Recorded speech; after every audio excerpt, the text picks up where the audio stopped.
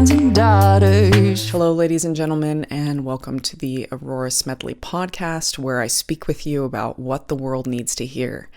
And in today's episode, I'm going to be discussing how to clear creative blocks. And I decided to do this as today's topic because I actually, just to be totally open and vulnerable with you, I really didn't want to release today's podcast. I was struggling with it. I tried to record it once. It wasn't really flowing. I honestly was just like, why am I doing this? Why am I even bothering with a podcast? Like, what is the real point of this? This doesn't really have anything to do with anything. I should just stop. And so I was having those feelings today. And so I wanted to go over this idea of creative blocks, things that actually prevent us from moving forward with our creative work. And this can be a real limitation for anything that we're trying to put out into the world, be it a business, be it art, be it a podcast, be it even just rearranging your room or finding a new outfit that inspires you. Like, any creative work, any creative flow can be blocked. And so then this begs the question, how do we move forward? How do we begin to shift this relationship with our work so that we can continuously create creative output? And so the first idea that I want to share with you is something that I've noticed with my own creative work, which is that it's almost like there's this creative funnel where there's a funnel from creative land and all of the songs, all of the artwork, all of the creative work that will ever exist exists over in creative land, or I'll just say potentiate reality. All the potentials of all the alternate realities, it exists over there. And there is this flow of information, of songs, of creative works, of paintings, of all of these things that for a creator is trying to move through and come through to physical reality, to the manifest. So there's the unmanifest and there's the manifest, and then you are like this funnel that brings creative work from the unmanifest to the manifest, from potentiate reality to physical reality. And so what I've found is that the first thing to clear creative blocks is to understand that this funnel exists, and that in order to create, we need to move things through the funnel. We need to allow energy and information and creative work to flow through the funnel. And the first way to do this is to simply create the smallest thing possible. And what this does is this allows a trickle of flow to move through the creative funnel. For a musician, this could be playing one note, even playing that one note over and over again, or playing two notes, only playing two notes, just barely doing anything. For a songwriter, this might look like writing one line, writing one word, making one snippet of a melody, and just getting that out of their head. And for a writer, this might look like writing one sentence. For a photographer, this might just mean taking a picture of anything, even if it's like a pair of shoes or a book on your bookshelf. By taking a tiny action, we begin the process of allowing things to flow through this creative outlet. We allow things to flow through this creative funnel that we have. Then the next level of allowing things to move through this creative funnel is completion. So I've found that when I bring works to completion, this allows much more work to start coming through the funnel. It's almost as if the universe wants to see that you're going to take something and finish it before it gives you another project. It's almost like the universe has like assignments and And it's like, okay, well, I have all of these creatives that I can give these to so that it gets done. And if you're not finishing your project, then the universe is not going to give you another assignment. It's not going to give you another song. It's not going to give you another whatever until you fully manifest the first item.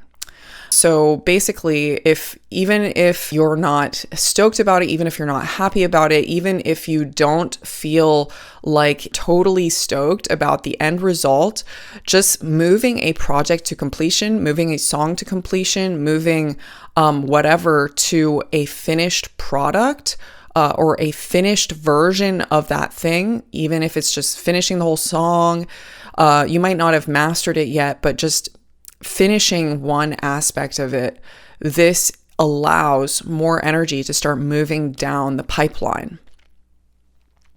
It's kind of like I said, you have to clear things from the mouth of the funnel in order for more ideas, more songs, and more creative work to start coming through.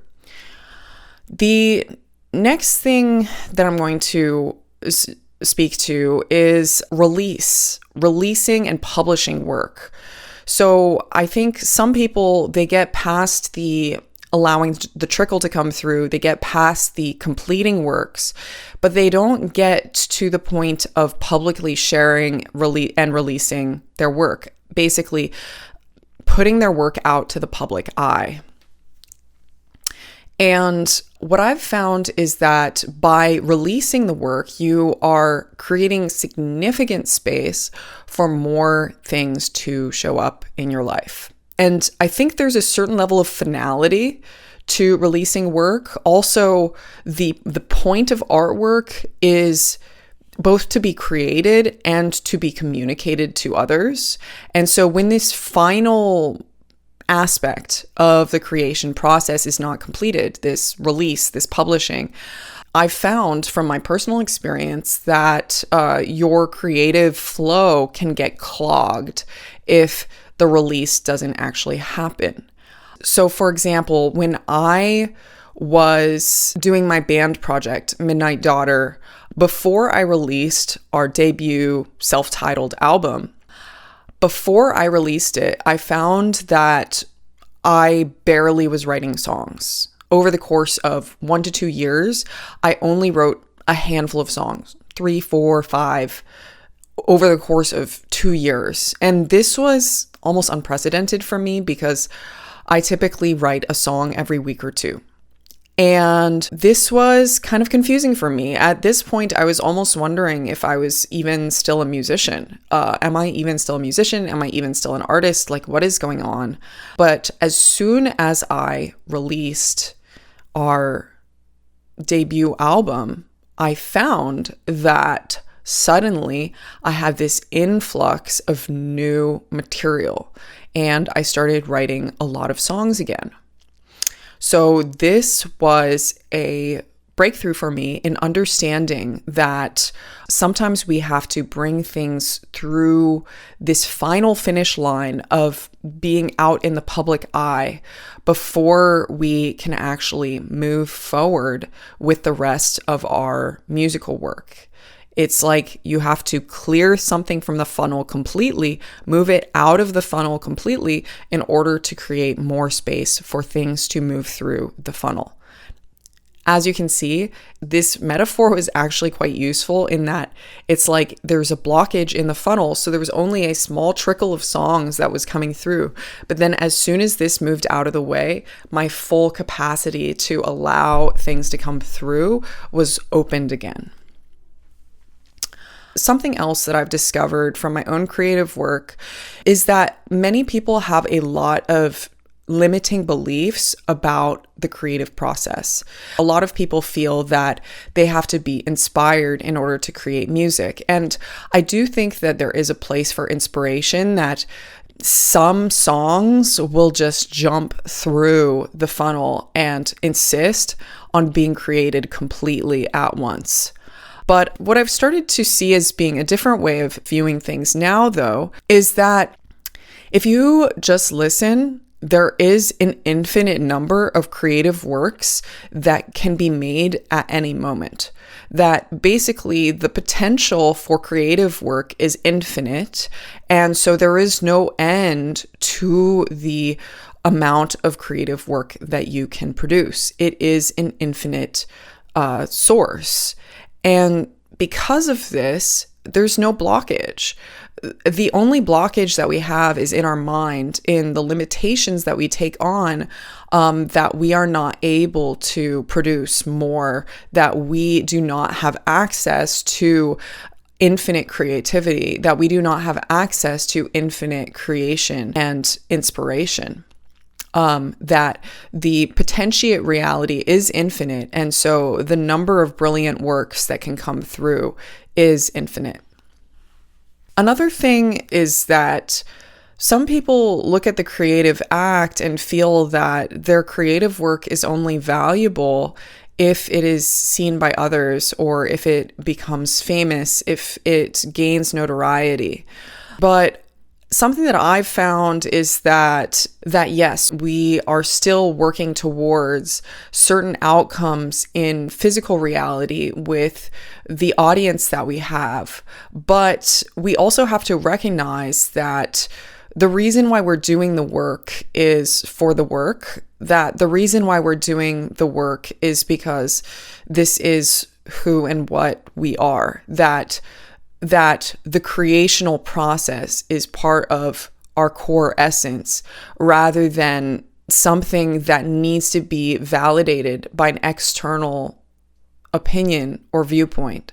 So much of the time, we want to have other people applaud us, have other people say that our work is awesome, that we're brilliant, that we're genius, that we're talented, that we are whatever, that we are looking for some kind of external validation, be it from fans, be it from family, be it from friends, be it from our peer groups, that are going to tell us that our work is worthy and that we are worthy and that we are right for pursuing our creative work. But something that I've found is that if external validation is the point, then you're not going to continue, because sometimes you're not going to receive that validation. And sometimes, even if you're an established artist, you might create something that people don't like, that people don't resonate with. Sometimes you will create a creative work that people are less into. If you are making your creative output conditional on other people's validation, then this is something that is going to prevent you in perpetuity from moving forward, in perpetuity from putting your work out there, from doing the thing. The next blocker that I hear a lot with creative work as well is that so many people seem to care about whether the work is good or not. And I feel that what determines whether the work is good or not is whether you like it. Whether you like the work, whether you're happy with the work, whether you are satisfied that it is the best that it can be. Also understanding that perfection is not really viable, that there is no perfect work. And in fact, when you make something perfect, it can take the relatability and the magic out of the work. So creating something that is too focused on perfectionism rather than expression is something that can limit your ability to just get the thing out there, get the thing done, get the thing out in the world so that other people can relate to it, experience it, and make their own judgments, because everybody's going to make judgments. And ultimately, you still need to keep going and keep creating what's true for you, regardless of whether other people are approving or not. The next thing that I have found very helpful in my own practice is simply turning off the noise and going for long walks. Basically, getting bored, doing monotonous activities, going and roaming around, doing things that seem to be kind of useless, this can be when my best ideas come to me, is that I'll just be walking around and then I'll hear some kind of bass line, do do do do do do do do do do, boom boom boom boom boom. Boom, boom, boom, boom, boom, boom. Something like this, and then I'll just walk around and have that. And then maybe I'll start getting some lyrics that come to mind. And then I'll start to kind of sketch something out on my voice memos. And this can start the flow happening. So I've found going for walks can be really helpful. And finally, also just messing around in the DAW or on a piano until I start to feel excited about what is happening. Just messing around, playing random notes, trying random things until I find something that I start to get excited about. Because when you're excited about it, this generally means that there's some kind of thread of life that is in the thing, that there's some kind of spark that is in the creative work. So when you lean into that excitement, when you lean into that maybe that bubbly feeling that you're feeling, those little butterflies, this excitement, this electricity, this spark, this whatever, usually that excitement is what moves through and creates a creative work that you're actually happy about. So when you start to feel that, that is the signal for when to move forward. And this is also kind of highlighting as well that your relationship to your own emotional internal world is kind of critical to the creative process, because so much about creation is, at least in my experience, okay, maybe some other people cannot be like this, but at least in my experience, I've found that it's through this thread of connection to my energetic response to these things that I'm creating, that I know whether I'm on the right track or not. On the converse, sometimes creating is not inspired. Sometimes creating feels like a drag. Sometimes creating feels like beating your head against a wall. And this is okay too. I think another limiting belief that people have is that it's always going to be easy, that it's always going to feel like flow, that it's always going to feel like a great time, when in reality, sometimes there's going to be parts of this creative process that are going to feel like banging your head against a wall, that are going to feel like you're stuck, that are going to feel like you're not really doing it, you're not moving forward, you're not finding the way through. And so at this point, you just need to keep going and also let go of the outcome. Let go of being so obsessed with having the creative work be something other than what it is, by trying to impose your idea of what the creative work is supposed to be on the creative work. Because sometimes too, we think that we know what is right for the song, when actually the song knows what is right for itself. The song will shape the creative direction of the song. The song knows what it wants to be. The song knows how it wants to be realized in the world. So by listening to the song, by listening to its energy, by listening to what it is telling you, you will find that the song communicates to you how it wants to be and be expressed in the world. My creative process is more a process of listening to the song, of relating to the song, of toying with the song, of letting the song kind of show me what it wants to happen without me imposing so much of my personal agenda, my personal ideas, my ideas of what an aesthetic should look like onto the song.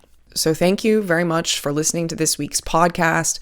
I hope that the content here is supportive for you in shifting your own creative process, moving you through creative blocks, and helping you get your creative work out to the world. So thank you very much for listening, and I look forward to seeing you next week.